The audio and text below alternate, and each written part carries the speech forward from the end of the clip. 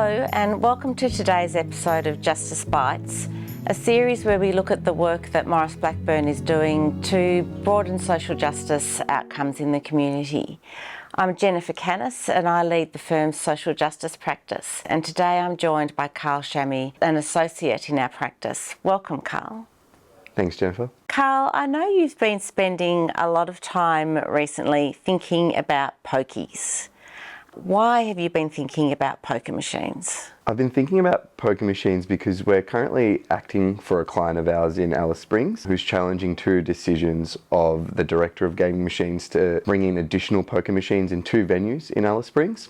So tell me a bit about Alice Springs and why do they want more poker machines? So Alice Springs is, as you know, a pretty remote town, and so it attracts a lot of people come from out of town for various reasons, from remote communities, from Aboriginal camps, from all over Central Australia and even northern South Australia. And the town itself has quite a high concentration of poker machines, comparatively per capita. As for why they want those poker machines, the venues that have been allowed an increase of poker machines already had the machines in there, and they've sought an increase, effectively doubling from 10 machines per venue to 20 in each venue. And who are we acting for? We're acting for a community member, Jonathan Pilbara, who made submissions against the poker machines when an application was put in 2022 by the pub owners. Jonathan is just a concerned community member. He's concerned about the impact to his community with the additional poker machines, the impact of additional gambling, and what we all know as the dangers of poker machines more generally. And as someone who made submissions at the time, he is bringing now a case at the Northern Territory Civil and Administrative Tribunal to challenge those decisions. Jonathan is part of a community group called No New Pokies in Mapwante. They're a community group. They rallied against the poker machines. They made hundreds of submissions, petitions, a lot of advocacy. They've been fighting this issue since it was announced that someone was trying to bring in more machines to the venues. And Jonathan's a member of that group, and he's supported by that group, and they're helping him and backing him with his case. We've brought a case in NTCAT, and what sort of evidence do we want the NTCAT to look at in making their decision? The type of evidence that we want the tribunal to look at is specifically about the impact of the machines in those two pubs in Alice Springs. We're not trying to say, generally speaking, what the impact of poker machines are, although that is, in a way, a part of this matter in this case.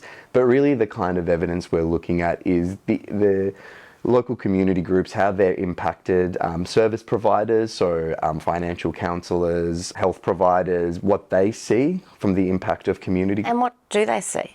The impact of poker machines on a community like Alice Springs it's a particularly vulnerable community. It draws from a lot of underprivileged areas, remote areas, and quite frankly, it's targeting these communities. We're seeing these machines being put into places where people might not have the disposable income to comfortably use these to gamble and enjoy themselves without having an impact on themselves and their families. And when people get addicted to poker machines, I mean, they're designed to addict you, they're designed to make you continue playing. What happens then? I mean, I think that, there's one thing to go and play a machine for 5 minutes, but they're not designed for that, are they? No, that's right. I mean, the machines are designed to hook people. The machines are designed to be profitable. At the end of the day, the house always wins.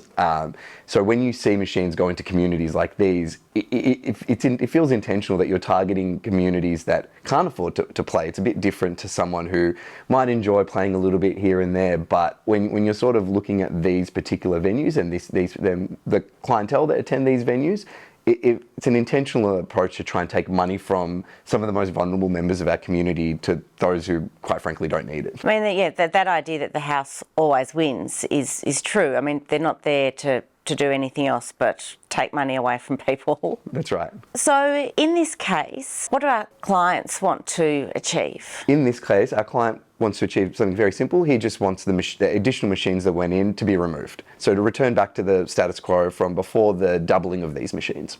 In fighting this case, you've learnt a lot about poker machines, probably more than you've ever wanted to know about poker machines. Why is it important? We all know the impact of poker machines. We all know the impact of gambling harm. In this case specifically, we're talking about one of Australia's most vulnerable communities. We're talking about an interstate entity coming in to try and profit off this community, trying to basically target the most vulnerable people and take their money to profit themselves. They know that they will always end up with more money, and they know that that money has to come from somewhere, and we're seeing that money come from your everyday person and people who probably can't afford to gamble that much. Karl, this is a really hard case. You're fighting against a well-resourced opponent who wants the poker machines. Why take on this case? Well, this is an important issue for the community. It has a real world effect on people. People are impacted by these decisions. And if Maurice Blackburn didn't help this community, who would have? Thank you, Karl. Thank you for the work that you're doing in this area. It's really important and is having a big impact on people's lives. And if you'd like to follow on as this matter runs through the courts, you can do so via our website and our social media.